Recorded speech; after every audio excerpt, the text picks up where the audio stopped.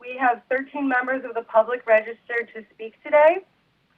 The first 30 minutes of public comment will be delivered to the board meeting, and the remainder will be posted online for the public and board members on March 25th. I'd like to remind our speakers that in the interest of time and fairness, we will limit you to 2 minutes. Please be aware that we will be using a warning beep to remind you that you have 30 seconds to conclude your remarks, and then I will ask you to conclude your remarks.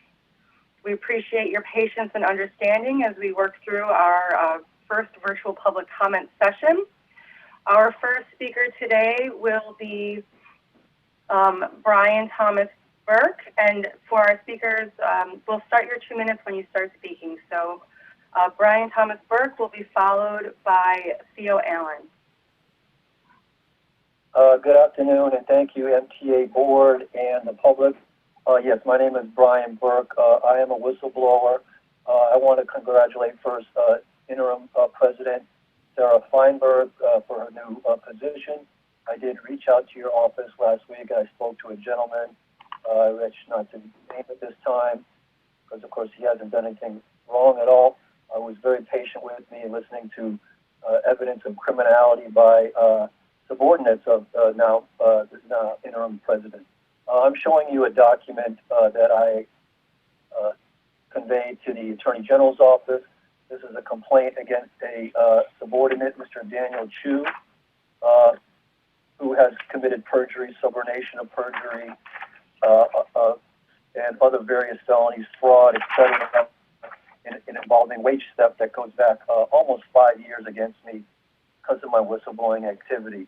Now, this is, of course, a criminal act. I received an email this week from actually my Congresswoman Maloney, is trying to get $4 billion to the MTA because due to the lack of revenue due to the coronavirus.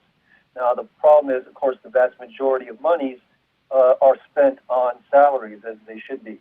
Now, since the MTA has resolved to itself the right, which of course it doesn't have, to rob their employees, whether in my case it's sick, vacation, overtime pay, and differential pay, obviously they don't need that $4 billion steal from the other employees. So I'm asking that Ms. Feinberg and the board instead reverse this policy of criminality, pay their employees, and then they would seem to have a right to the fiduciary responsibility to pay their employees as per rule. And per contract, I already point out that Mr. Chiu claims that I was already paid. Of course, this is the fraud. So yeah, I want to thank you. Summarize your remarks. Yeah. So thank you. My phone number is 646-434-8513. Thank you, and have a good day. Thank you. Our next speaker will be R.I.C.O. Allen, followed by Rachel Fox. R.I.C.O. Thank you, MTA Board, for having this interview and complying with the public authorities law to allow 30 minutes of public comment. My big concern with the public ridership is that with it being down 90%